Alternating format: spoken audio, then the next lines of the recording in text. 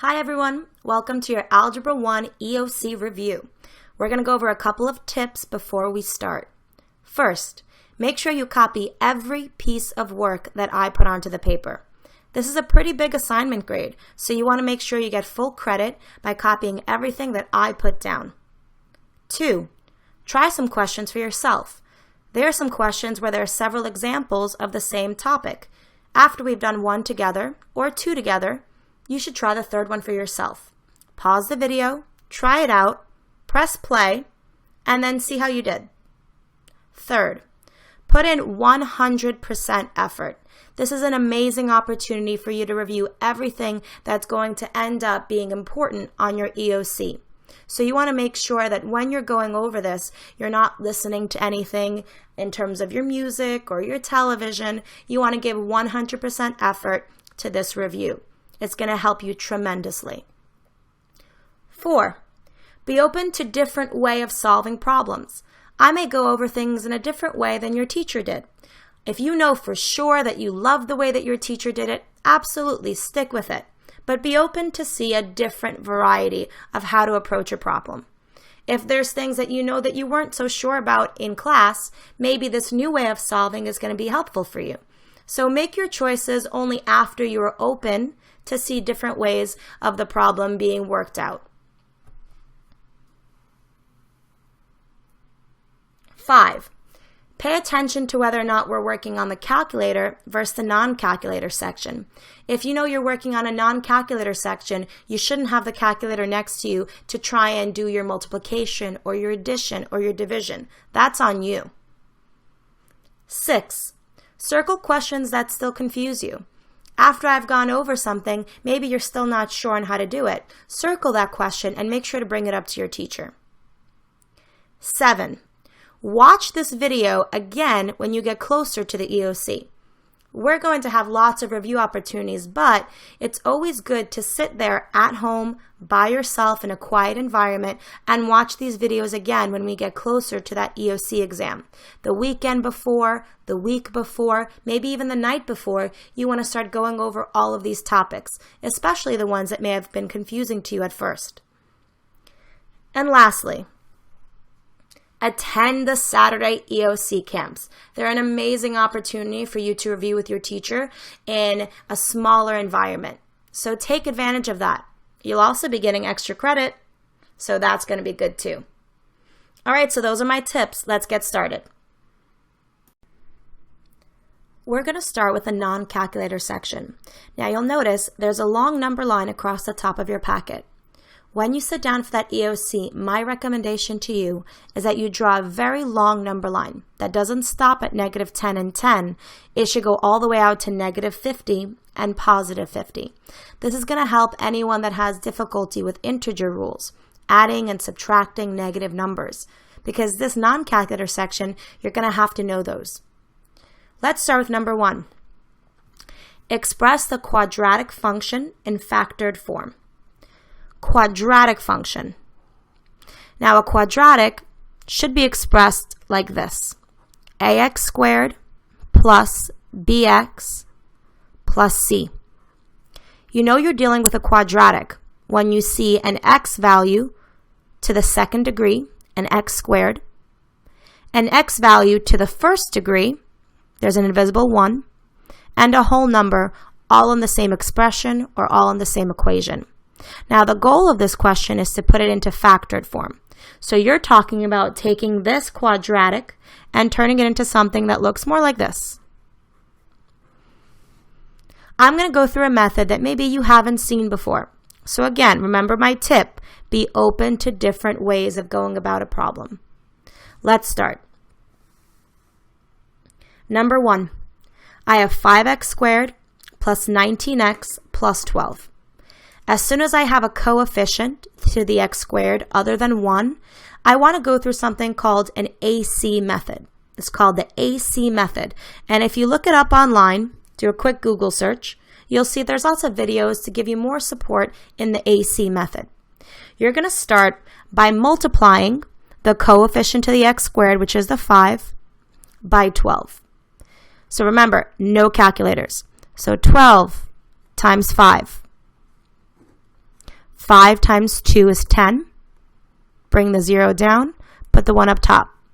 5 times 1 is 5, plus 1, 6, 60. Now we're going to change this expression to look something like this. X squared plus 19x plus 60. So we're replacing the 12 and we're getting rid of that 5. Now we're going to bring the 5 in later, so don't think that we're done with it.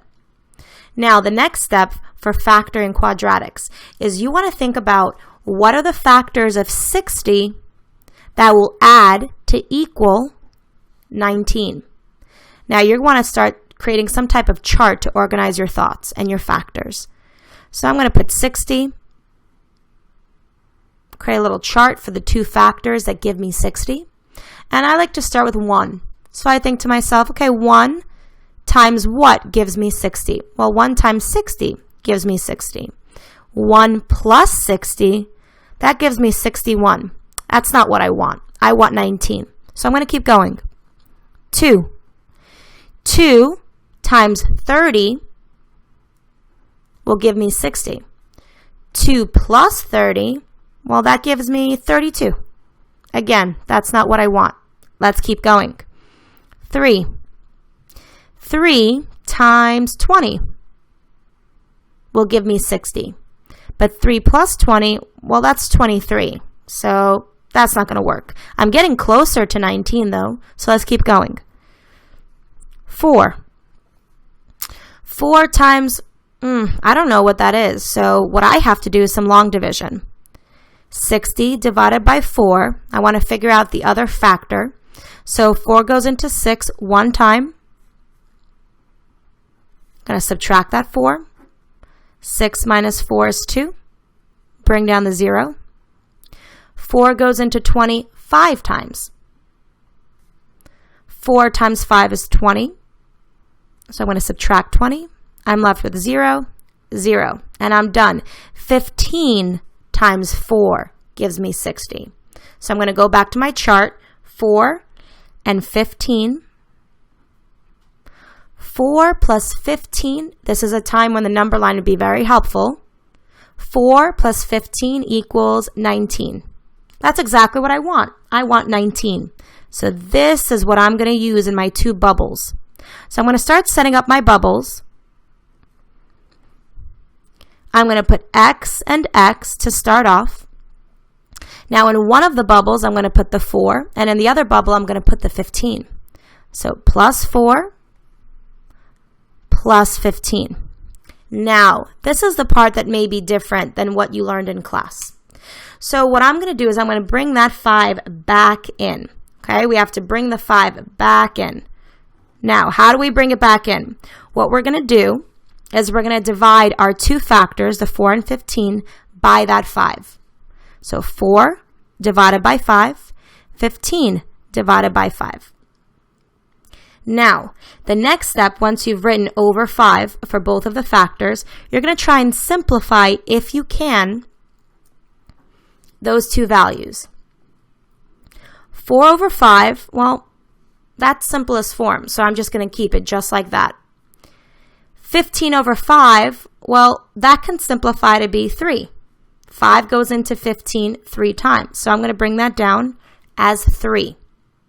I got to bring down the x's as well, and the bubbles. So I'm going to put down the bubble, x plus, close the bubble, bring down the x, plus,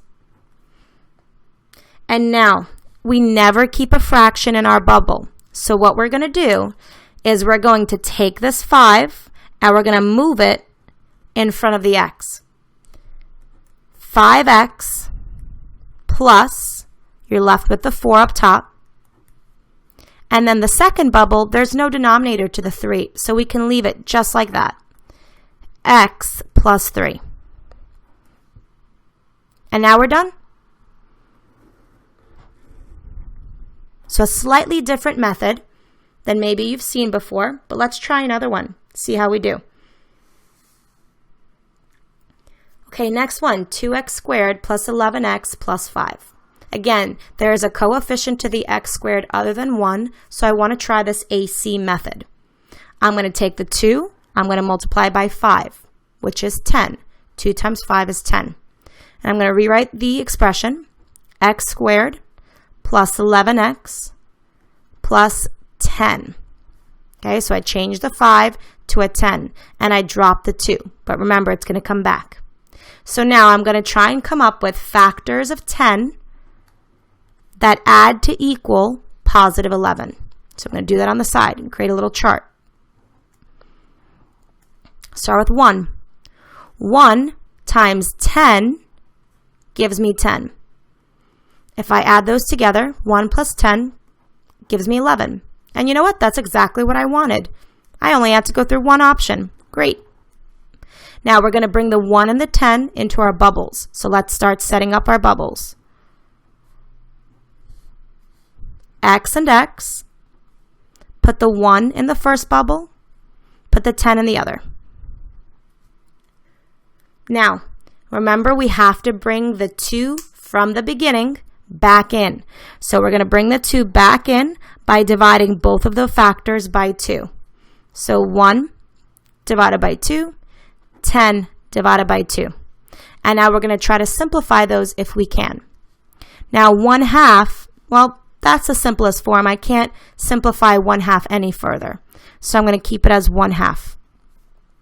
10 divided by 2, well, 2 goes into 10 evenly. It goes in 5 times. So I'm going to simplify that to be 5. Bring down all of this stuff. So the bubble, the x, the plus sign, close the bubble, next bubble, x, plus sign, bringing everything down. Close the bubble. And now, I can't have a denominator. So this 2, I have to bring that to the front. So I'm going to get 2x plus the 1 from the top, close the bubble, x plus 5, because this one didn't have a denominator, so I didn't have to do anything with it. Now I'm done. One more. If you think you got a hang of it, you should try this out for yourself. Pause the video, try it out, and then come back. Okay, so let's get started. Again, I notice that there's a coefficient to the x squared. So I'm going to start off by multiplying the 3 times the 4, which is 12. And I'm going to rewrite the expression.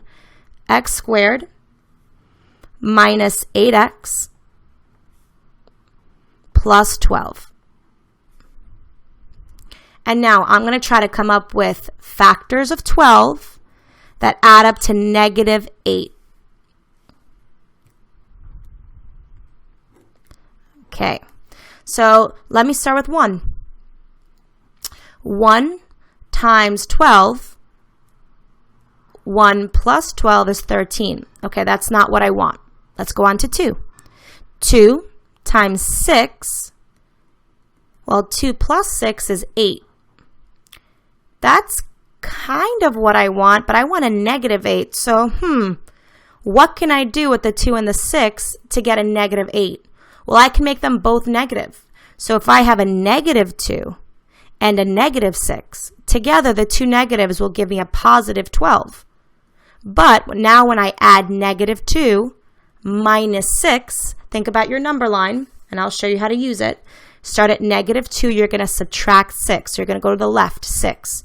1, 2, 3, 4, 5, 6. I end up right here at negative 8. That's exactly what I wanted. So going back to my problem, negative 2 minus 6 equals negative 8. These are going to be my factors. I didn't want the 8. I wanted a negative 8. Okay, create my bubbles. I'm going to put my x and my x. Now I have negative 2 and negative 6. Okay, let's bring back that 3. So I'm going to take that 3, bring it back, divide by 3, divide by 3. Now I'm going to think, can I simplify negative 2/3? And the answer is no. That is the simplest form of that fraction. Now, can I simplify negative 6 divided by 3? Yes, you can. 3 goes into 6 2 times. So I'm going to simplify negative 6 divided by 3 into negative 2. Let's bring down all the other stuff.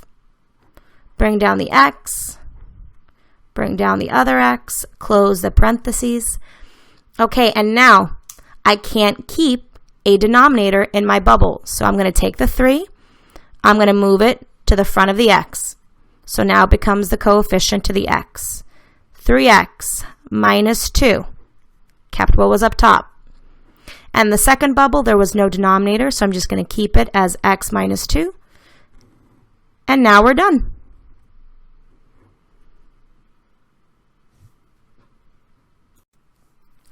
Okay, let's move on to number 2. Rewrite the expression in radical form. Now, radical form, a radical, is something with a square root. Let's go over a quick radical rule before we get started. If I have, for example, x raised to the power of a over b, what you do in this type of problem is you're going to move the a down to become the exponent to the x, and the b is going to go outside of your radical. So if I rewrite this, it's going to look like x to the power of a, which was brought down, square root, and b is moved to the outside of the radical, b. Now, a very popular one that you see is the x to the 1/2. Though you rarely see it like this because 1, if I bring it down, 2, if I bring it to the outside, becomes x to the first power, square root, with 2 on the outside. You never really see this because a square root, by default, is the 2, the second root. And you don't see the 1 exponent because we don't keep the 1 exponent. So really, you see this as square root of x. Now we're going to go through some problems, and we're going to try to simplify some of these expressions by writing them into radical form. So let's start with the first one. Now, I see the m raised to the 1/4 power. I see the y raised to the 1/3 power. I'm going to rewrite these so I can see the fractions a little bit clearer. 3 m to the 1/4, y to the 1/3. Now the 3, well, that's not being raised to any power, so we're just going to keep it as 3. The m, it's being raised to a fraction. Remember what we do. We bring the 1 down, we bring the 4 to the outside. So we're going to have it as m, 1, square root, and the 4 is on the outside. Now the same thing with the y. Bring the 1 down, bring the 3 to the outside. So I'm going to put a big square root with the 3 on the outside, and the y with the 1 that was brought down.